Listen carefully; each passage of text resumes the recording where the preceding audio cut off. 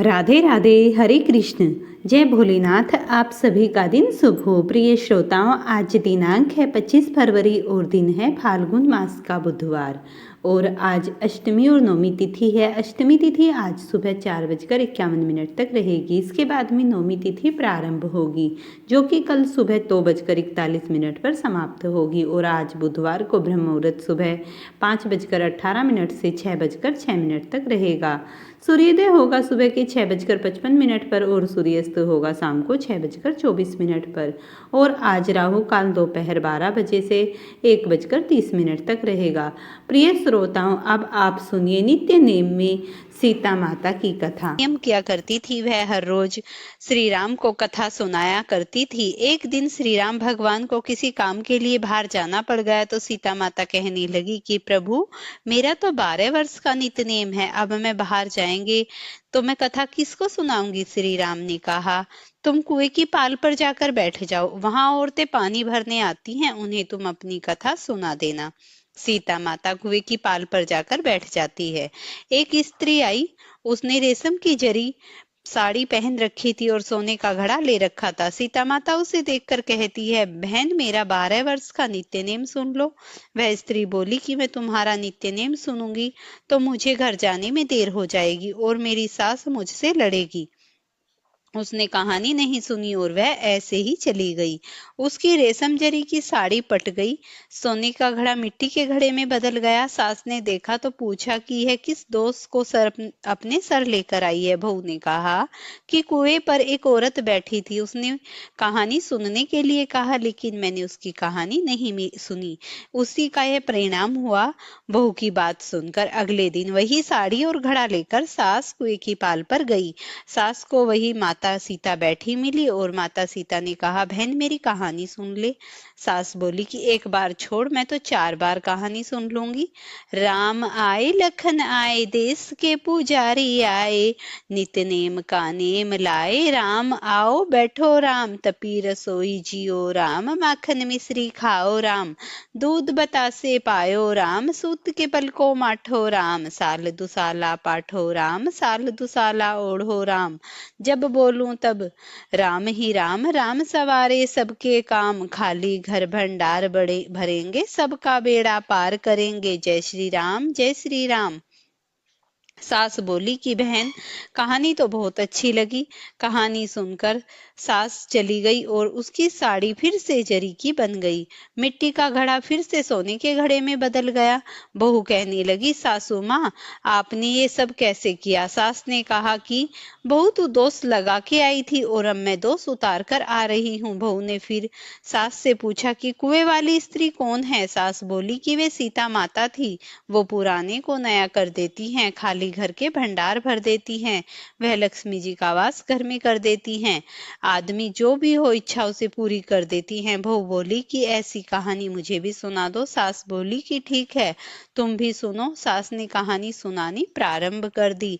राम आए, लखन आए, देश के पुजारी आए, नित्य नेम का नेम लाए। आओ राम बैठो राम, तपी रसोई जियो राम, माखन मिश्री खाओ राम, दूध बतासे पायो राम, सूत के पल को बांटो राम, साल दुसाला पाठो राम, साल दुसाला ओढ़ो राम, जब बोलूं तब राम ही राम, राम सवारे सबके काम, खाली घर भंडार भरेंगे, सबका बेड़ा पार करेंगे, जय श्री राम, जय श्री राम, राम राम जय जय राम। कहानी सुनकर बहू बोली कि कहानी तो बहुत अच्छी लगी। सास ने कहा, ठीक है, इस कहानी को रोज कहा करेंगे। अब सास बहू रोज सवेरे उठती, नहाती धोती और पूजा करने के बाद नित्य नेम की कहानी सीता माता से कहती। एक दिन उसने यहाँ एक पड़ोसन आई और सास बोली कि बहन, जरा सी आंच दे देना। वह पड़ोसन उसकी सास को कहने लगी। वह बोली कि आज तो भी हमने जलाई ही नहीं। पड़ोसन ने कहा, तुम तो सवेरे 4 बजे उठकर क्या कर रही हो फिर। उन्होंने कहा कि सुबह उठकर हम पूजा करते हैं, फिर सीता माता की नित्य नेम की कथा कहते हैं। पड़ोसन ने उसकी बात सुनकर फिर कहा कि सीता माता की कहानी कहने से तुम्हें क्या मिला। वो बोली कि इनकी कहानी कहने से घर में भंडार भर गए, सारे काम सिद्ध हो गए, मन की इच्छा पूरी हो गई। पड़ोसन कहती है, फिर तो ठीक है बहन, इस कथा को मैं भी कहूंगी। वह बोली, ठीक है, तुम भी इस कहानी को सुन लो। सास कहानी सुनाने लगी। आए राम लखन आए, देश के पुजारी आए, नित्य नेम का नेम लाओ, आओ राम बैठो राम, तपी रसोई जियो राम, माखन मिश्री खाओ राम, दूध बतासे पायो राम, सूत के पलको माठो राम, साल दुसाला पाठो राम, साल दुसाला ओढ़ो राम, जब बोलूं तब राम ही राम, राम सवारे सबके काम, खाली घर भंडार भरेंगे, सबका बेड़ा पार करेंगे, जय सिया राम, जय सिया राम, जय जय राम। सारी कहानी सुनने के बाद पड़ोसन कहने लगी, बहन कहानी तो बहुत अच्छी लगी। अब वह पड़ोसन भी नित्यनेम सीता माता की कहानी कहने लगी। कहानी कहने से सीता माता ने पड़ोसन के घर में भी भंडार भर दिए। हे सीता माता, जैसे आपने उनके घर में भंडार भरे, वैसे भी आप हमारे घर के भंडार भरना। कहानी सुनने वाले और कहने वाले सबको सुखी रखना। प्रेम से बोलिए सीता मैया की जय। अब आप आज का अध्याय सुनिए। श्री मार्कंडे जी कहते हैं, हे युधिष्ठिर, नर्मदा के उत्तर अनंतपुर नामक एक स्थान है, जहाँ सब पापों का हनन करने वाला अनंत सिद्धि नामक लिंग है। उस अनंतपुर में ही श्री श्रवण तीर्थ, कुबेर तीर्थ, घनक तीर्थ, माणिक भद्र तीर्थ और यज्ञ तीर्थ हैं, जो परम पवित्र, सर्वलोक प्रसिद्ध, मनवांचित फल देने वाले हैं और मोक्षदायक भी हैं। इस वही ऋषियों के पवित्र आश्रम भी हैं, जो सर्वदेवमय और शुभ हैं। वहाँ सर्वाणी, कौशिकी, आगरमन्य, साकल्य, कोसावण, सारभंग, अग्निगर्भ और यह तथा बहुत से उन्मत्त व्रत का पालन करने वाले महर्षि रहा करते हैं, जो तपस्या करके इस नर्मदा तीर्थ के महात्म से स्वर्गलोक को प्राप्त हुए हैं। ऋषियों में श्रेष्ठ वाल्मीकि जी भी इसी तीर्थ के प्रभाव से ब्रह्मतेज से संपन्न शरीर प्राप्त किया था। इवांकु, कौशल्यांश, दिलीप, नहुस, वेणु, राजा यताति, अजपाल और भी हैं, और अन्य बहुत से अनंतपुर में निवास किया है। इस अनंतपुर के क्षेत्र में ही नर्मदा के तट पर जो भगवान महेश्वर निवास करते हैं, उनका विधि पूर्वक पूजन करके वे सभी राजा स्वर्गलोक को प्राप्त हुए हैं। प्रियंक पर्वत से पश्चिम जहाँ तक अनंतपुर का क्षेत्र है, वहाँ परम शुभ है। इसके अंदर जिसकी मृत्यु होती है, वेदांत धर्म से रहित हो, तब वह भी 14 इंद्रियों के समान स्वर्गलोक में उसकी प्रतिष्ठा होती है। इसके बाद दुपेश्वर नामक तीर्थ है, जो व्यास तीर्थ कहलाता है। वहाँ स्नान करके मनुष्य अश्वमेध यज्ञ का फल पाता है। वह इच्छा अनुसार उन्मत्त फल देने वाला श्रेष्ठ तीर्थ है। दुपेश्वर में स्नान करने से जो वैष्णव दान करता है, वह स्वर्णमय विमान से स्वर्गलोक में जाता है। जो मनुष्य कार्तिक के कृष्ण पक्ष की चतुर्दशी तिथि को उपवास करके इंद्रियों को संयम में रखते हुए भगवान शिव को स्नान कराता है, वह सब पापों से मुक्त होकर रुद्रलोक में सम्मानित होता है। ब्रह्म आदि संपूर्ण देवता और तपोधन ऋषि व्यास तीर्थ में जाकर भावान्वित आत्मा भगवान शंकर की स्तुति क्या करते हैं। दूसरे जो भी सिद्ध, गंधर्व, किन्नर और नाग आदि हैं, वे नाना प्रकार के स्त्रोतों से भगवान शंकर की स्तुति करते हुए कहते हैं कि जिनके हाथ में शक्ति है, जिनके समान शक्तिशाली वीर दूसरा कोई नहीं, वे समस्त देवताओं द्वारा अपराधित और पूजित सुरश्रेष्ठ भगवान भूतनाथ, जिनको चाहे ऊंचा उठा सकते हैं, उन्हें चाहे अवनति में डाल सकते हैं, जिनके एक बाण से त्रिपुर भस्म कर गया, जिनके ललाटवर्ती नेत्र द्वारा देखने मात्र से ही कामदेव भस्म हो गया, और जिन्होंने अपने श्रेष्ठ त्रिशूल से अंधकासुर को चीर डाला, उनके साथ भला कौन विरोध कर सकता है। जिन्होंने अपनी जटा के अग्रभाग में जल राशि के उत्तल तरंगों से संयुक्त गंगा जी को धारण कर रखा है, जिनके चरणविंद के अंगुश का जरा सा दबाव पाकर लंकापति रावण भी मूर्छित होकर गिर पड़ा था, जिन्होंने समस्त देवताओं और असुरों के सामने दक्ष के यज्ञ का क्षण भर में ही विध्वंस कर डाला था, जिनके लिंग में विग्रह के पूजन से मनुष्य मनवांछित फल प्राप्त कर लेते हैं, उन भगवान शंकर के समान या उनसे बढ़कर दूसरा भला कौन हो सकता है, जो विधि विधान से महादेव जी की आराधना करके यथाशक्ति इच्छा शक्ति स्त्रोत का हर दिन पाठ प्रातः काल प्रियतन पूर्वक या स्मरण करता है, वह भगवान शंकर का परम पार्षद हो जाता है। वह भगवान शंकर महादेव जी के समीप पाठ करके उसके ऊपर विश्वेश्वर शिव जी तथा नर्मदा जी दोनों ही प्रसन्न हो जाते हैं। इसके बाद उन्मत्त व्रत का पालन करने वाले मुनियों और व्यास जी ने नर्मदा तट पर पितरों का श्राद्ध किया। वहां श्राद्ध करने से पितृज्ञ 12 वर्ष तक तृप्त रहे। श्री मार्कंडे जी कहते हैं, राजन, व्यास तीर्थ के अलावा एक दूसरा परम पुण्यमय तीर्थ भी है जो सब पापों का नाश करने वाला। वहां अश्वमेध यज्ञ से प्रकट हुई वीरांगना नदी बहती है। वहां नर्मदा और वीरांगना के संगम में स्नान करने से अश्वमेध यज्ञ का फल मिलता है। स्त्री या पुरुष सभी वहां स्नान करने से रोग मुक्त हो जाते हैं। त्रिपुरी के पूर्व भाग में दक्षिण दिशा की ओर सभी लोगों पर कृपा करने के लिए भगवान शंकर विराजमान हैं। इसीलिए विद्वान पुरुष उसे श्रेष्ठ शिव कहते हैं। सूर्य ग्रहण के समय इस शिव क्षेत्र को कुरुक्षेत्र के समान बताया गया है। कुरुक्षेत्र में 85 तीर्थ हैं और यहाँ पर भी उतने ही हैं। इस क्षेत्र में देवेश्वर भगवान मधुसूदन भी उत्पलवंत नाम से निवास करते हैं, जिनके सहस्त्र मस्तक हैं। भगवान श्री हरि महादेव जी और तीसरी नर्मदा नदी, यह तीनों इस क्षेत्र के परम आराध्य देवता हैं। राजन, इंद्रा आदि देवता भी नर्मदा नदी की महिमा का क्या वर्णन कर सकते हैं? कभी नहीं कर सकते। वहां स्नान करने से मनुष्य या फिर इस संसार में दोबारा जन्म नहीं होता। उक्त स्थान में देवाधिदेव महादेव के पूजन से उन्हें नहीं आना पड़ता और तीर्थ में प्रकट हुए शंख चक्र गदाधारी भगवान विष्णु की ब्रह्मा, इंद्र आदि सभी देवताओं द्वारा उपासना की जाती है। श्री विष्णु के क्षेत्र में मृत्यु को प्राप्त हुए कीट पतंगे आदि भी हरिधाम को चले जाते हैं।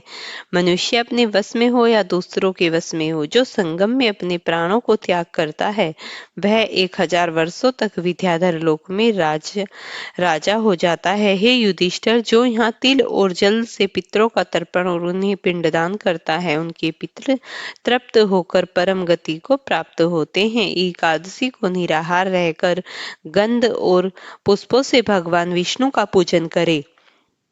रात में जागरण करके दीप जलाए, फिर द्वादशी को पंचगव्य लेकर हरिवासन से पारण करे। पारण से पहले ब्राह्मणों को भोजन कराकर दक्षिणा दे।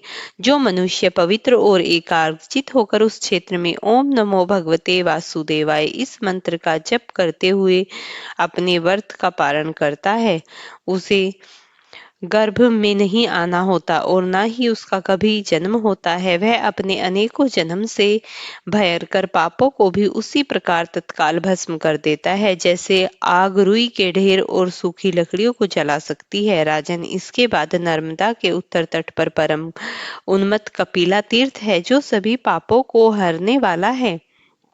पुरुष हो या स्त्री, अगर वे जितेंद्रिय होकर अर्थात अपनी इंद्रियों को वश में करके उस तीर्थ में स्नान करने के बाद देवता और पितरों को तर्पण करें, तो वे तीनों ऋणों से मुक्त हो जाते हैं।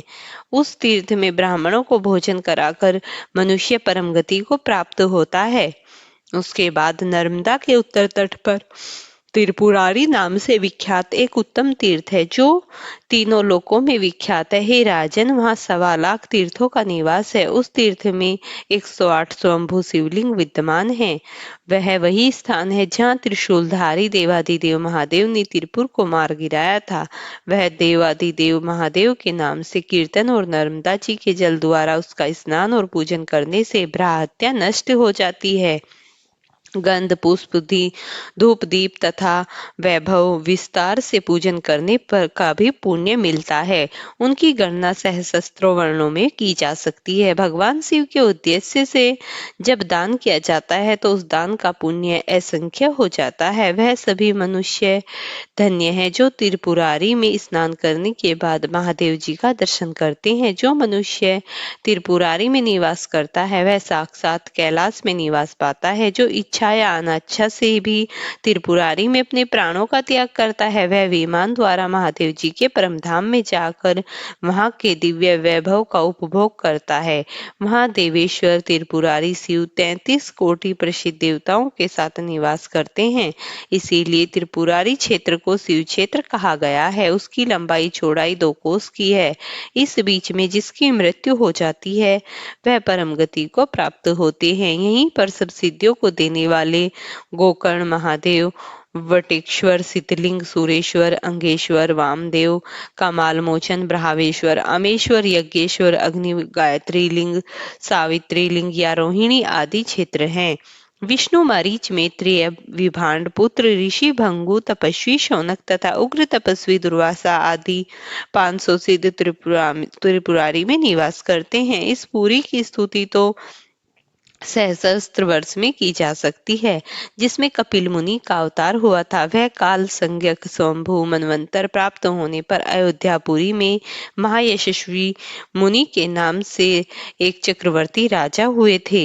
उनका जन्म स्वयं सूर्य में हुआ था। सूर्य वंश में होने के कारण भगवान शंकर और विष्णु की आराधना करके अयोध्यापुरी को प्राप्त किया था। जैसे कुबेर की अलकापुरी विख्यात है, जिस प्रकार से कुबेर की इंद्रराज की अमरावती पूरी बड़ी मनोहर है, अयोध्या भी वैसे ही शोभा संपन्न है। वहां रहकर महाराज मनु 7 द्वीप, 9 खंड तथा पर्वत वन और कानों सहित समस्त पृथ्वी का पालन किया करते थे। एक दिन पूर्णिमा को एक रात पहर बीत जाने के बाद राजा के कानों में आकाश से विचरने वाले विमानों की घंटियों का शब्द सुनाई पड़ा। उसमें संगीत और वाद्य की ध्वनि हो रही थी।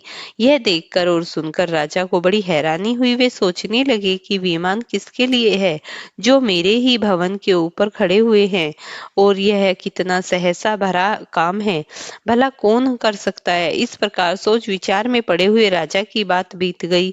सूर्योदय होने पर नित्य क्रम से अनुष्ठान पूरा करके राजर्षि मुनि ने वशिष्ठ मुनि को से कहा, है महामुनि, यह मेरे महल के ऊपर किसका विमान है और यह किस कर्म नहीं हो पाया हो, और दूसरे लोग तो केवल माता पिता को कलेश देने के लिए, दुख देने के लिए उनके पुत्र के रूप में जन्म ग्रहण करके आते हैं। राजा मनु के ऐसा कहने पर वशिष्ठ जी कहने लगे, महाभाग, पुराण और वेदों से बाहर जो कर्म किया जाता है उसकी साधु पुरुष कभी कोई प्रशंसा नहीं करते, क्योंकि उनके द्वारा धर्म की हानि होती है। मर्यादा नर्मदा के तट पर त्रिपुरारी नाम से विख्यात यह तीर्थ है। वहां जिन लोगों ने यज्ञदान और होम हवन सत्कर्म किए, वहीं उन्होंने महल के ऊपर खड़े थे। महाराज, एकमात्र नर्मदा देवी ही ऐसी है जिन्होंने समस्त प्राणियों और दुराचारियों को स्वर्गलोक में पहुंचाया है। संसार समुद्र में डूबे हुए पाप से दूषित मन वाले जीवों को भी स्वर्गलोक में पहुंचाने के लिए नर्मदा नदी दिव्य विमान स्वरूप है। महाभाग श्री विष्णु इस प्रकार बताकर अपने परम धाम को प्राप्त हुए। प्रिय भक्तों, अगर आपको ये कथा पसंद आई हो तो इसे लाइक और शेयर करना, चैनल पर नए हैं तो चैनल को सब्सक्राइब करना।